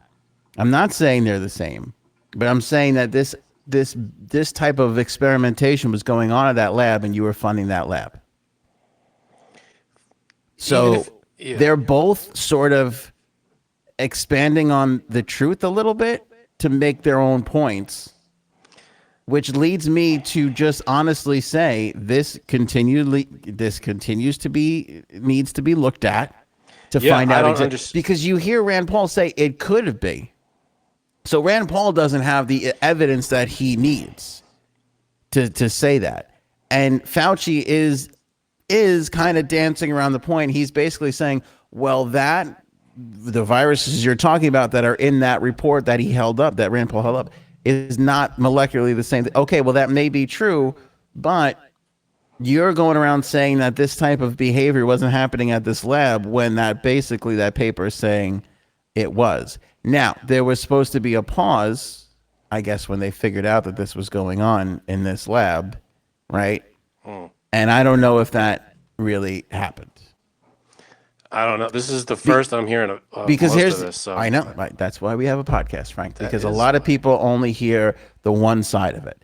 So, but here's the other interesting thing about it, and this is not a defense of Fauci, although it may sound like it. If I give a lab money to do an experiment and they're not doing what they said they would do, how liable am I? I mean, that's a good question. That's a tough spot. Are you there to oversee or just fund them? Here's the other part of it. The people right now, preliminarily, that are responsible for investigating this and saying that it wasn't gain of function are the very people who make their living off of giving labs like this one money. And for fear that they don't want funding to stop completely, could it be that they are bending the truth? And this is what is behind helping stop this story from getting out. Because those aren't the people that should be investigating this sort of thing. They're too close to it. Yeah, no, I agree with that. Totally. I mean, that's separate. Anybody involved in whatever was going on should not be investigating what was going on. That's common sense. But yeah, I don't know why. I'm sorry to cut you off. Go ahead. I'm heated. I don't know why us having the ability to have an open conversation about this has become such taboo. And I don't know why these two were sparring like this when, again, neither of them know exactly what happened with this particular strain of virus. Yeah, I mean, it definitely has to be all investigated. I get that. I think Rand Paul is not. Here's what pisses me off about Rand Paul. He's not wrong when he says you could be responsible for funding this. And when we find out who's responsible for this, there's going to be consequences. That's not wrong. Framing it to make it look like column A is definitely column B, although I feel like he's probably right. It's probably going to come out in the wash that he's right. It's still a leap. You know what I'm saying? I mean, it's hard to. I don't know. I don't know these facts. I have to read a lot more about this. But all I know is what you played me. Is the back and forth conversation. So I'd have to look all this stuff up. But can you agree that you're wowed a little bit? You didn't think it was this? No, I didn't know what it was about. And this is, to be honest, the first time I've ever heard gain of function. No, we talked about gain of function before on the podcast. No, you just don't listen to this show. I don't know. First time I've heard people, this topic come up in these kind of hearings. I've never, I know what it means, but I didn't know, that this again. would be. I don't know why this is so taboo. It doesn't mean you should go out and slap an Asian person. I mean, I don't know. Why is it taboo? What do you mean? People there was definite. Let's put a hush on this. Efforts made, by media and government when, it seems basically very unnecessary. Because I feel as if the government feels that if they gave money to this lab, it's going to look really, really bad for them. Now, I don't think it's great, but on the same token, we fund a lot of things to just try and figure out what it is. And if this was a legitimate mistake, fuck up, but it wasn't though, got out. Because if they found out and there was supposed to be a pause and then they just kept giving money to this thing. Oh, that's wrong. Yeah. That is very wrong. Yeah. But no, I'm saying if the release of this virus was a mistake, it's not like they released it on purpose. It depends on which terrible action we're talking about. Yeah, and here's the other thing too. we know the Chinese and the Russians put false shit out on our, to us all the time. If it was all their fault and this lab was doing this or doing what they weren't supposed to be doing with our money, this is exactly the story they would want to float out. They'd be like, hey, it wasn't all our fault. You guys were giving us the money for it. That's true. I mean, we have to see. I mean, We don't know. We got to see. Fauci really wasn't given. He was given literally 5 seconds to say something, and then he was cut off again. He didn't really get to answer that much. All he said, they give him time to talk. Give him 3 minutes to talk. But he had plenty of time, and I thought that I didn't think he had that much time. Rand Paul bringing up the fact that it could be, and I'm not saying that one has to do with the other molecularly.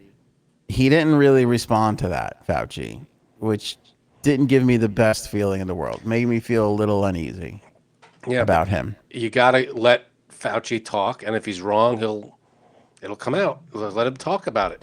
Every time Fauci started, Rand Paul would cut him off and say, no, blah, blah, blah, blah. Yeah.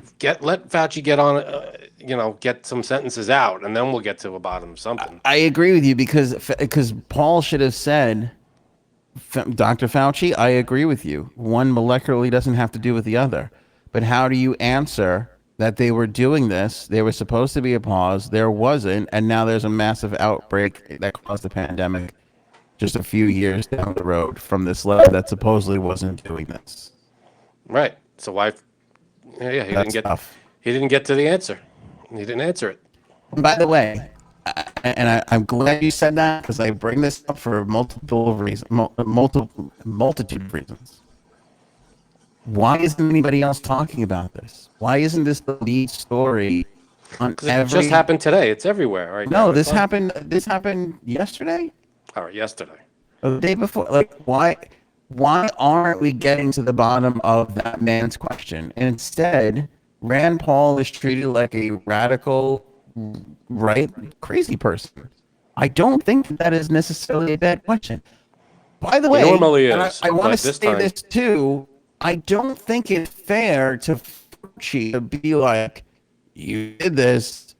I feel like the man should be treated a little bit better than that. You know what I'm saying? Yeah. Even if it comes like it's innocent until proven guilty. You can have your suspicions. You can have your sources. You can have that gut feeling that this man is the man. Well, then keep on it because you'll prove that it is. I feel like the truth rises to the top. But for now, these are kind of crazy soundbite grabbing accusations and that's what it comes down to. It becomes shouting matches because Rand Paul or whoever wants to be the guy who got him, and it's not gonna, it's so frustrating. It just devolves into that. It should just be, here are my questions, here are the answers, and it shouldn't be, your time's up. It should be, when it's answered, then your time's up. Yeah. I hate to do this, Frank, because we teased something and I think we're going to skip it. The Sex and the City thing. Oh, no, please, let's talk about Sex and the City. I think we'll push it for it. I was kind of hoping that Jay Sabs would jump in. By the way, she didn't flat leave us. She said this is a rough night. She's got the 2 kids, Right. She's doing the whole mom thing. It's harder for her than it is for us to do this show. But somebody asked me, is Janine... so people act like it's like, is Janine... Janine tries to make every single show, we're going to get to a point where we're going to have her on the start of every single show. It's just hard because, she's raising 2 children, 3 if you count her husband, yeah, she's got a life 5 if you count the 2 of us, right. So yeah, she's got to take care of what you got to take care of. That's it. Yeah. By the way, what broke my heart about the last show getting cut off was I told the story about hanging out with me. I hung out with her dad, and it was a big. Oh, right. Huge reveal. That was huge. That was a big story. Gone forever. Oh my goodness. But anyway, I teased the Sex and the City thing. I think we'll save it for the next time we have Jay Sabs on. I don't know. Because that's her alley. Yeah, make sure I'm not here for that. We'll do that on a show that you're not here. Yeah. Which might actually be next show. Could be. Right wingers rejoice. Dolly Parton. She said that she was going to pose in Playboy when she's 75. She didn't pose in Playboy because they don't actually put Playboy out anymore. I don't know if they really wanted her. But look at her. She looks fucking dynamite at 75. She's wearing a little 75, Playboy baby. bunny outfit. There she is in all her glory. Look at those huge cans. Jesus. Yeah, they are. They've not gotten smaller. I'll tell you that much. And here's the thing. Obviously, I know she's had a ton of work, but Sure. a lot of people at that age have a ton of work and still don't look that good. No, she looks So, phenomenal. It's either genetics plus the work, or her work is far better than everybody else's. She looks 75, man. She looks dynamite. She looks dynamite. She dressed up for her husband, who you'll see. By the way, she's holding up the picture of her in Playboy years ago and now, and it's like she looks just as good. It's crazy.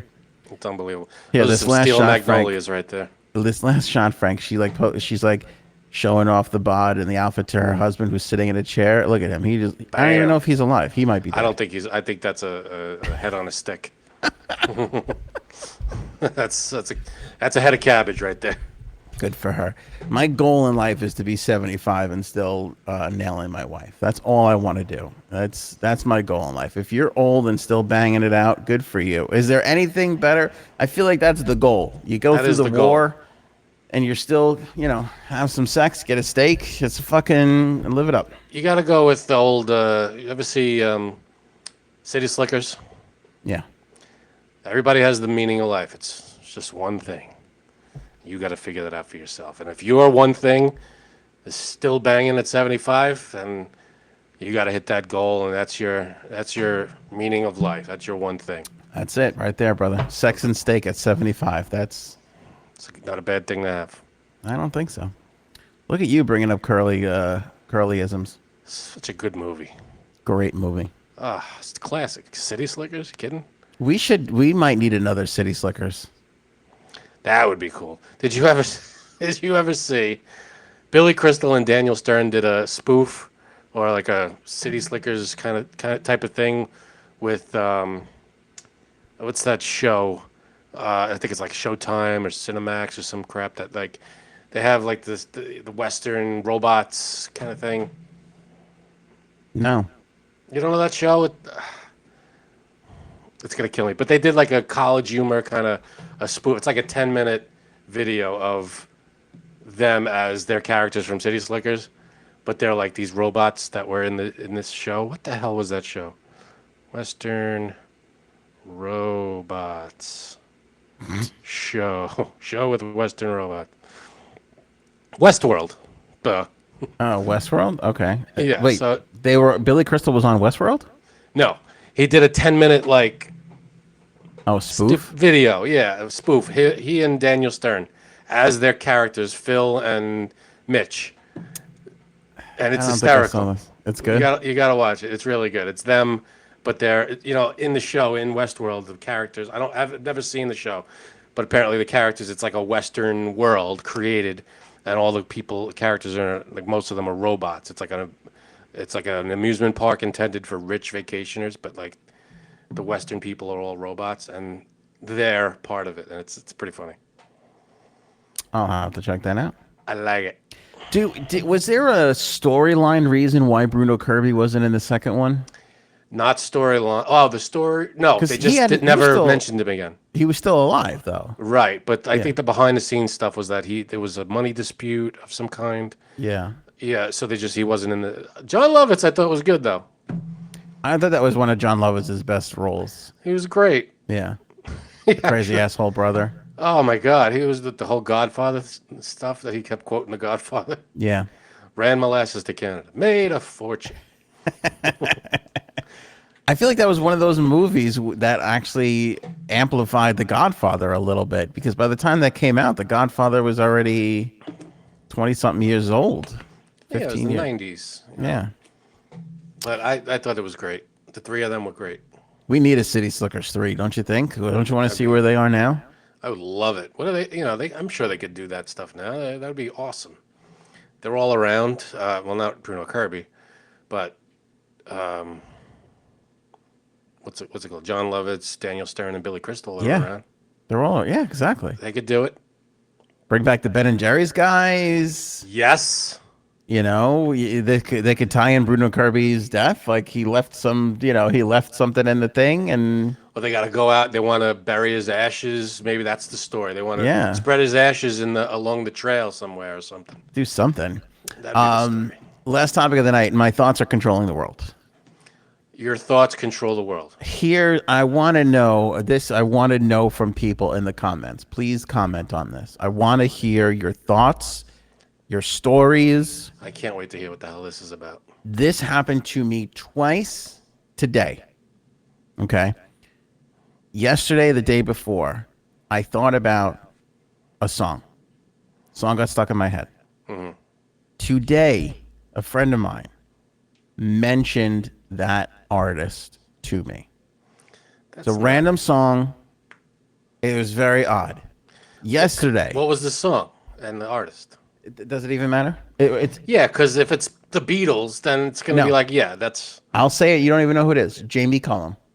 Oh, of course. You don't know who Jamie Cullum is. No. He's this indie piano player. Nobody would even know it. Swear to God, guy goes Jamie Cullum to me, and I'm as somebody who doesn't Just really. said it to you, just not even. No, hello? we were talking about. Okay. I don't want to say too much, but Jamie Cullum. It was basically very organic. Here's the other thing. I'm thinking about a guy that I used to. He worked for another company. I worked for a company. We did some things together. Nothing major, but I had a thought. I'm like, I wonder how he's doing. I should reach out to him. Texts me 25 minutes before this show, offering me something like, hey. And when's the last time you talked to him? Year and a half, 2 years. No, like just somebody passing, hey, we used to do this thing. We did a project together. It was no big deal. It wasn't even like I did a project with him.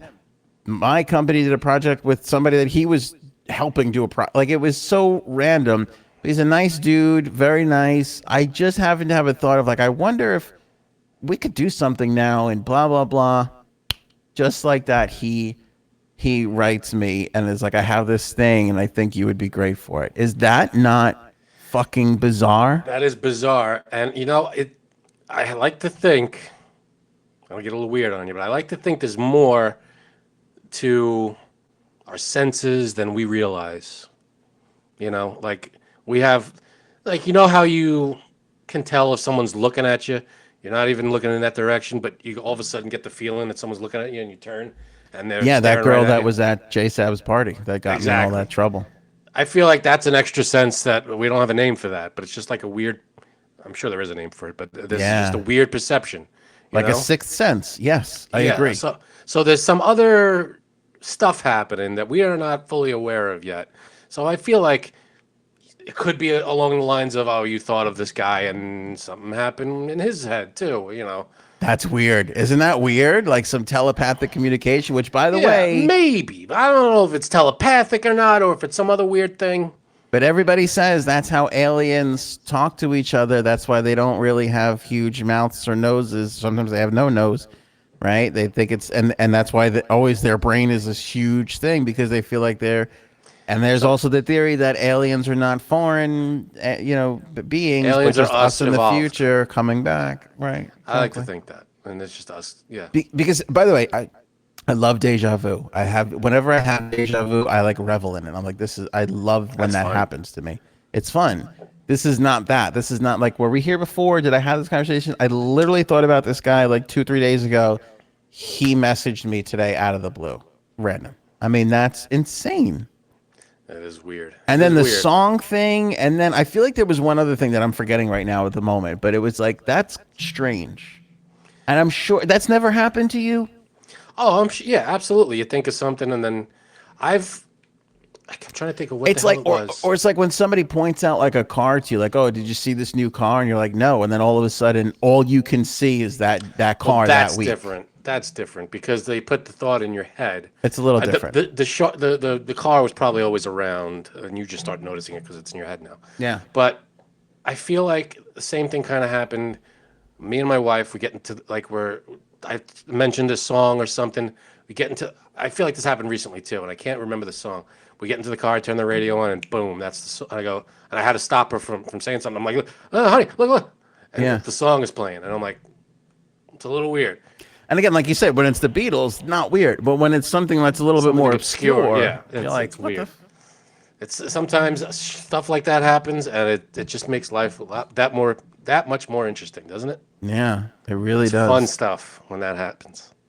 I'll tell you what, it is weirding me out because those are two instances where they would never, ever really happen, and they've just happened.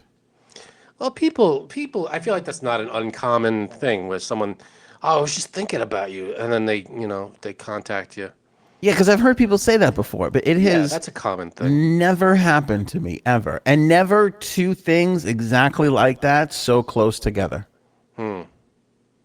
Yeah, no, it's definitely strange, but I think there's some, next level stuff that we're just not fully aware of yet that it happens. You know, like, you get a feeling about something, and then it turns out you were right. Like you Yeah. get a feeling like I'm not gonna do that tomorrow, and then you cancel it, and then something happens or So whatever. somebody I know, when they were younger, I was like 7, 8, 9, I don't even remember. Basically, I used to summer in Jersey. My grandmother had a house there. Her neighbor they had a little kid my age. He had one of his friends over from school, and as the story always stuck in my head.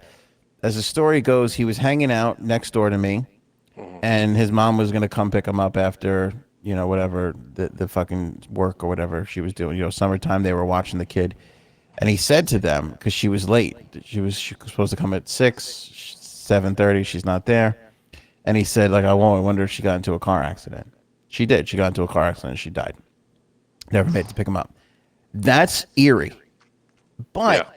at the same time, she's an hour and a half late. You would assume something is going wrong. Yeah, that's kind of true, but There's some things that could kind of point you in that direction.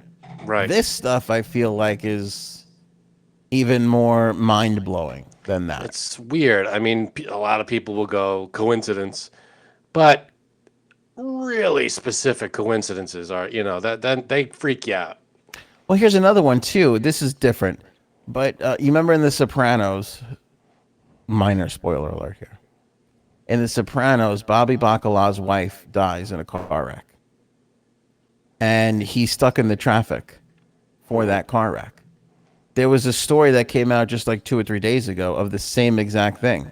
A woman died, and her family was caught in the traffic of the accident, drove right past her, didn't even know. Isn't that a little weird? Like, that's a little weird too, where it's like somebody wrote this. Yeah. And then- Yeah, I mean, of all the traffic accidents you got to, and you live in That that area, probably happens, that yeah. probably happens. Yeah. It's terrible. Of course, any kind of tragic accident like that is terrible. And to not even know at that point, it's all bad. It's all bad. But I got to imagine it happens more than it's reported. It's just terrible. Was it you or was it Janine that said they had a good, like, ghost experience? Janine's been teasing this ghost experience for Like months now. yeah. People are gonna get fed up. I got a couple of good ones, but I don't know if you want to get into them now or wait for Janine. No, let's save the ghost stories. All right. We're getting close to Halloween. That'd be nice. We could do them then. Or true to our style, we could do it Friday. That's also true. we could do whatever we want. we have no rules, responsibility, or values. Right. All right, we'll leave it there. Anything else there, Frankie C? Good on my end. You're just excited we didn't do the Sex Sex and and the City thing. Yeah. No, because you know how I love giving my opinion, so that's fine. And everybody in the comments, yeah, I know what you're gonna say. Just relax. We're all just two people talking here. Keep We're not calm reporters. and buy a long pumps only shirt. Support Exactly. Jay's house. Exactly. That's And what we're saying. That's basically all our goal is. We will catch you on the next episode. AnthonyOnAir.com has links to the merch and everything else. Appreciate you guys. Everybody in the audience, think of something, and let's see if it happens. Oh God. The next Think of couple what? days. Oh, let's say something random. Should we just say something random? Like, let me think. I'm gonna say, No, I got nothing. Because everything I say, I'm trying to think of something, and it's all like bad. It's like this Yeah. is gonna happen. I'm like, You no, went I'm on a not saying it. super long streak of great endings, and in the last 3 episodes, I feel they're all flops. Thank God the last one didn't air. Last one, I got out of that last one. All right. That is it for us.